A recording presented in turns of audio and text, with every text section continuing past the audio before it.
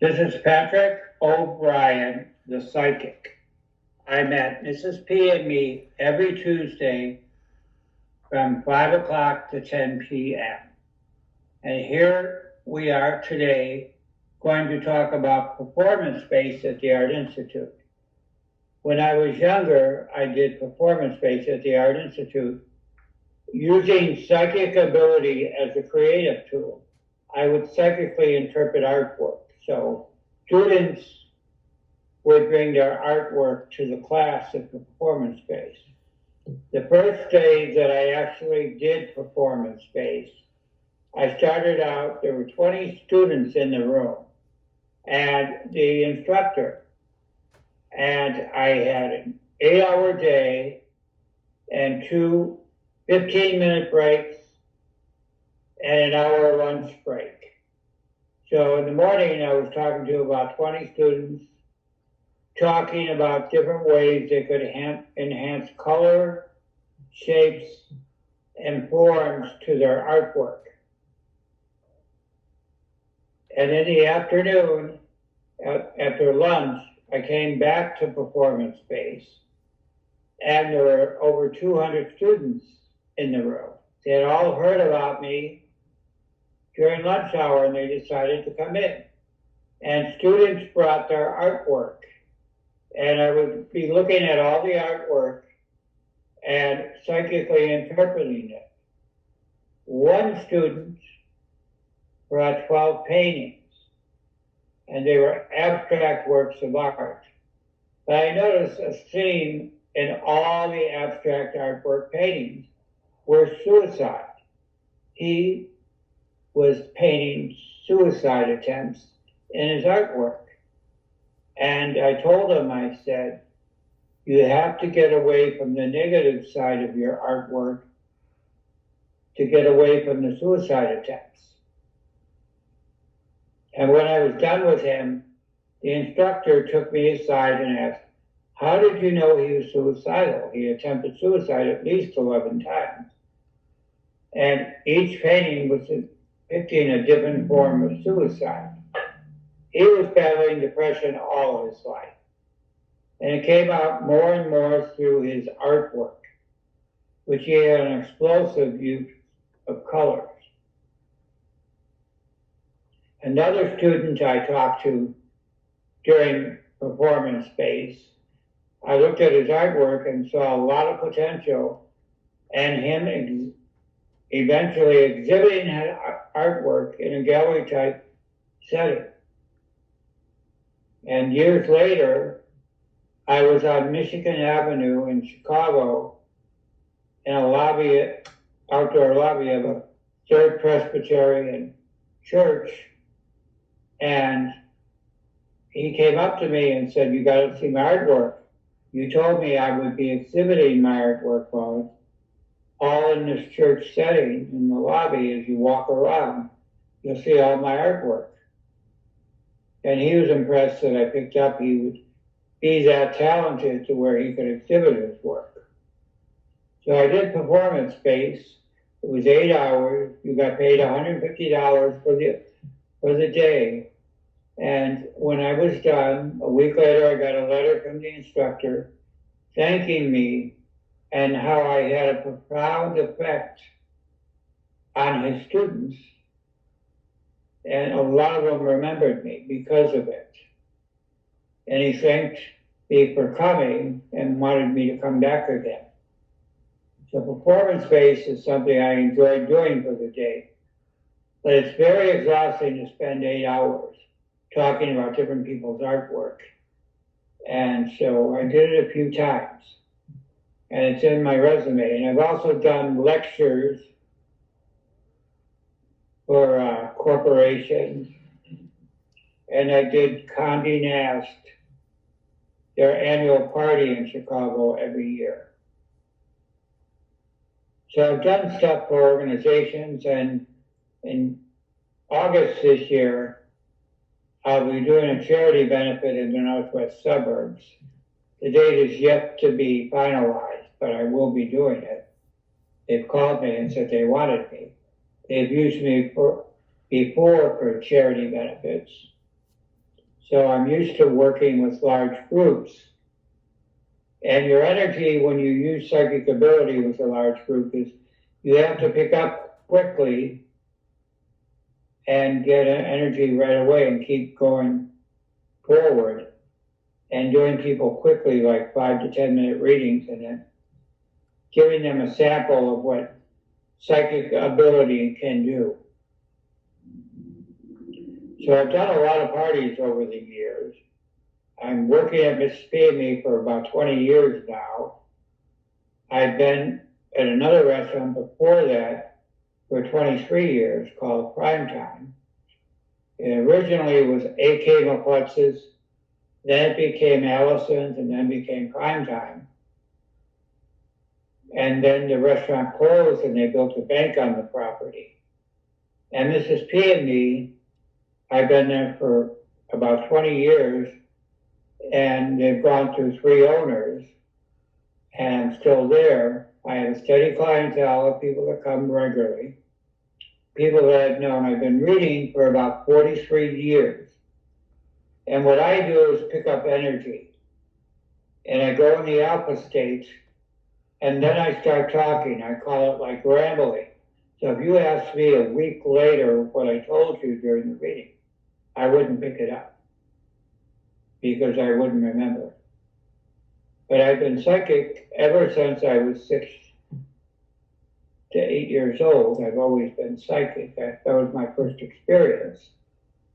And I inherited it from my mother and my grandmother, my dad's mother. The psychic ability runs in my mother's family. And my grandmother, my dad's mother, did tea leaf readings from Ireland. And she would talk to neighbors and people and was well known in her Irish Catholic neighborhood. But I've been reading forever, and I've known Jason forever. I knew his mother, I read his sister, I've read his brother. But Jason did a show on Comcast with me a while back in Mount Prospect, where the restaurant Mrs. P and Me is at. So, but I've known Jason forever. So when you're you have questions, Jason? Yes, so when you were at the Art Institute, you'd have the whole class there, and somebody would bring the picture up on stage, and then you would actually. Oh, they'd bring a picture in front of me because they'd be in the audience, and I'd be on a lectern, standing in front of them, and talking about different ways to use psychic ability, and how some people are better with color than others, or they have a better handle on color. And some people are very good with shapes and forms to put compositions together. And some people are very realist with their artwork. They do a lot of realism. And others do abstract. Some people work in textiles. Some do sculptures and miscellaneous forms of arts. I've had 2 brothers that were wonderful artists in school. They both had their artworks shown in Europe in high school. And one worked for Ford Motor Company in college, designing cars of the future. And he had sculptures that were in a couple of museums. So when you look at pictures, do you see visions? I get energy off the picture. It's just like people, paintings carry energy, be it negative or positive. You may see a painting and it disturbs you, but at the same time, you're feeling something from it, be it negative or positive. So is that something you picked up, or did you just know? I've always been able to do it. I took art classes in high school. So when you look at Van Gogh, what do you get the emotions of what he was thinking when he painted? I could see that he was a troubled soul, and he was an old soul. And he was always trying to get rid of his demons and his low self-esteem. He became famous after his lifetime, not during his lifetime. Do you? But he was very talented. Would you do art? Would you do more of those in the future if artists wanted to have meetings? They could. Oh, I've done art galleries where artists took me to their gallery or their studio, and I psychically interpreted their artwork.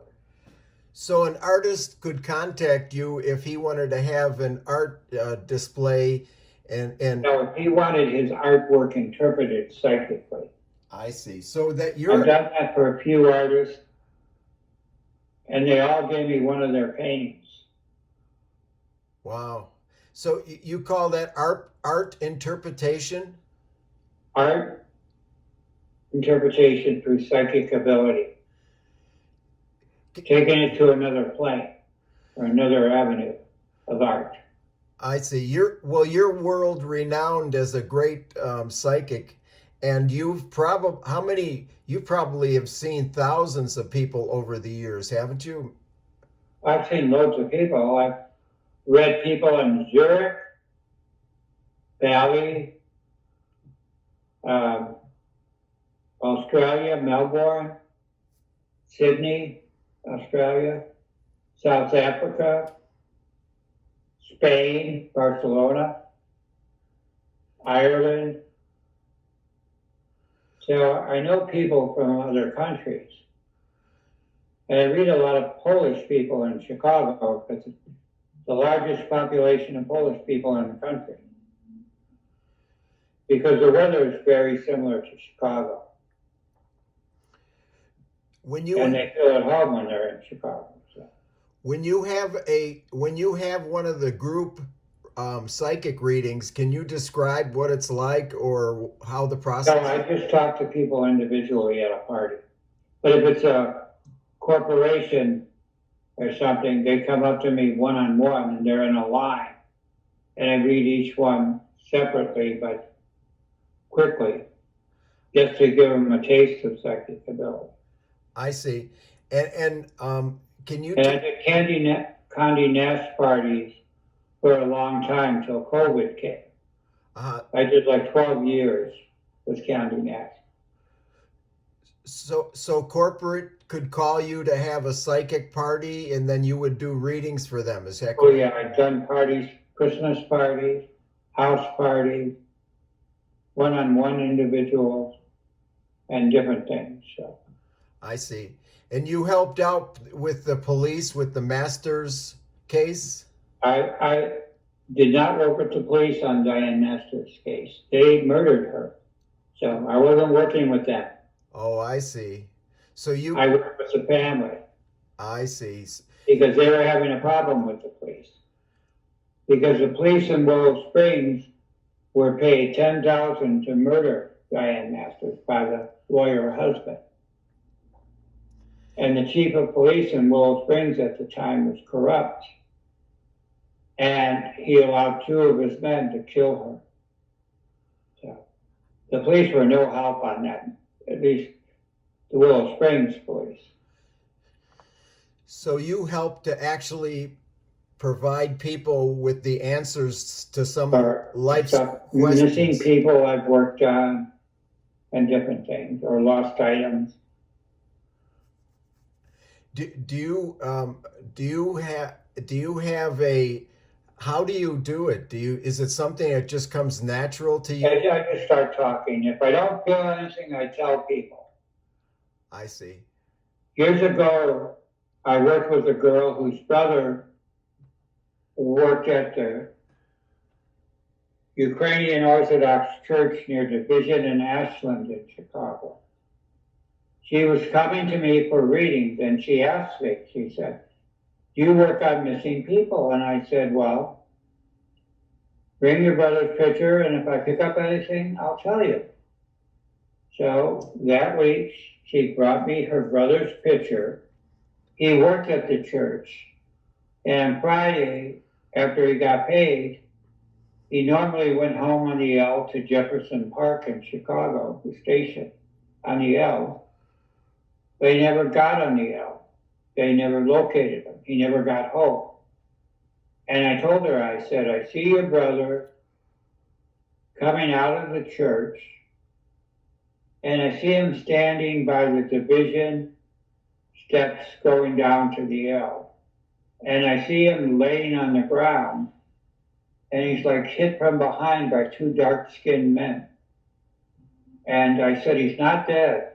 So go look at the hospital to see if he had a memory loss or something. But I see him in a blank state, not realizing who he is, but that he's alive.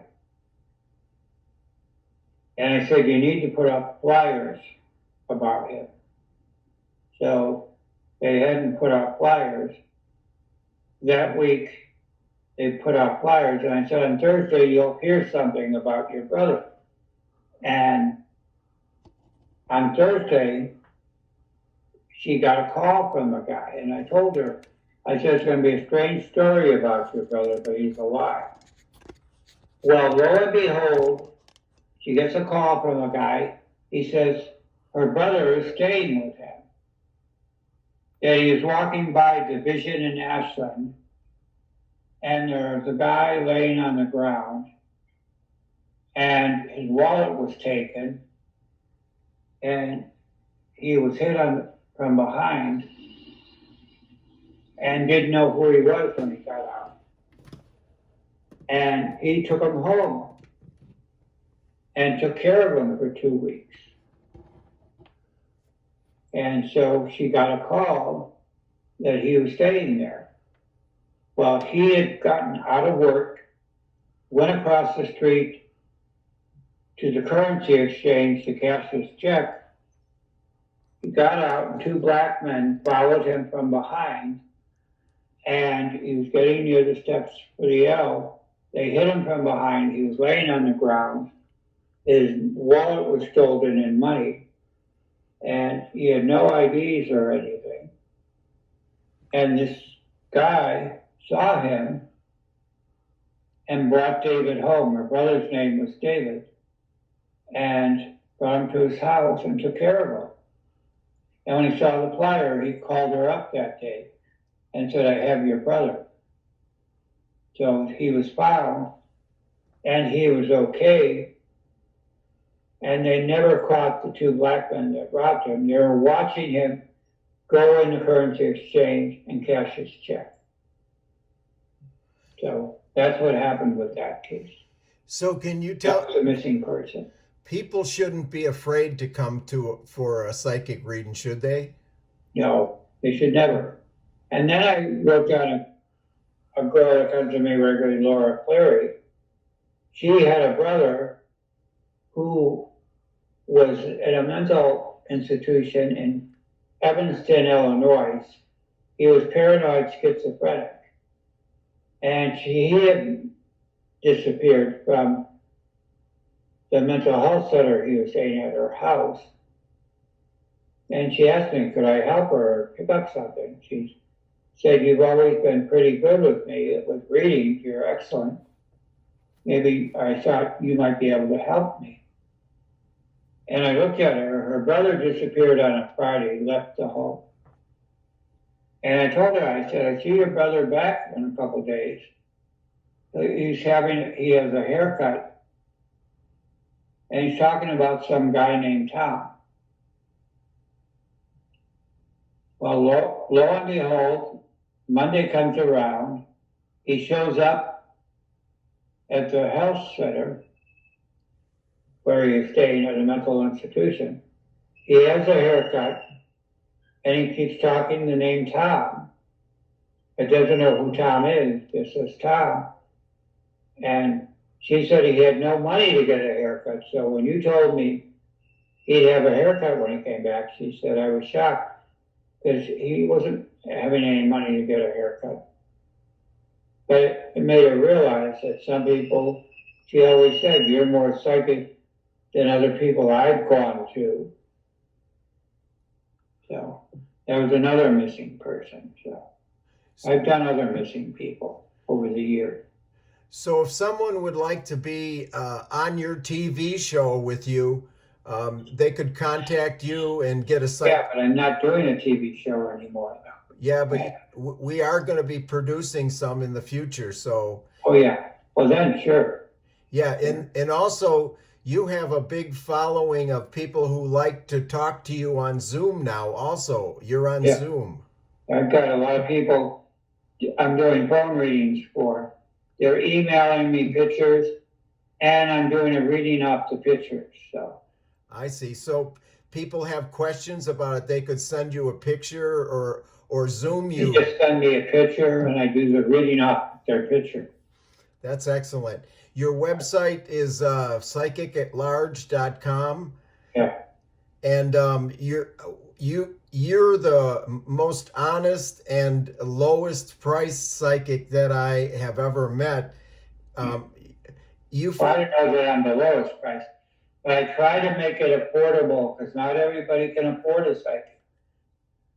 Sylvia Brown was charging $1,200 a half an hour, so I don't know who she was helping, because who can afford $1,200 a half an hour? Wow. Unless you're wealthy. Yes, yes. And I know she claimed to work with the police, but according to records online, she worked on 860 cases, and the police or the site said they have no record that she ever helped anybody on any of those cases. So whether she did or not, I can't say. There were claims that she did some fraudulent things for money, but I never had a reading from her. But I know she had said, Amanda Berry, the girl that was found chained in Ohio with the two other girls, that she was dead, and the parents should realize she's dead and she's not coming back. And obviously Amanda Berry turned up alive, and the other two girls. But every psychic's on a different level, and every psychic is different. But I consider it a gift, so you treat it as a gift. You don't charge a lot. You try to make it affordable. So I see. And if someone wanted to get a reading from you at Mrs. P and Me, what would they do? they just call me at my home phone, 773-904-8204. I see. And then you set up a meeting at Mrs. P and Me for them to talk. Yeah, or my house. I see. I do private readings too. Do you like doing the Zoom meetings? Is that okay with you? They're okay. I do the more picture readings than Zoom. I see. Well, Patrick, it was so nice talking with you today, and we're going to do more shows. So we'd like to thank you very much for everything that you do, and I'm sure people appreciate that your input when they go to get a reading from you. Thank you so much, and a lot of people thank you also. Take care. Okay, thank you, Patrick.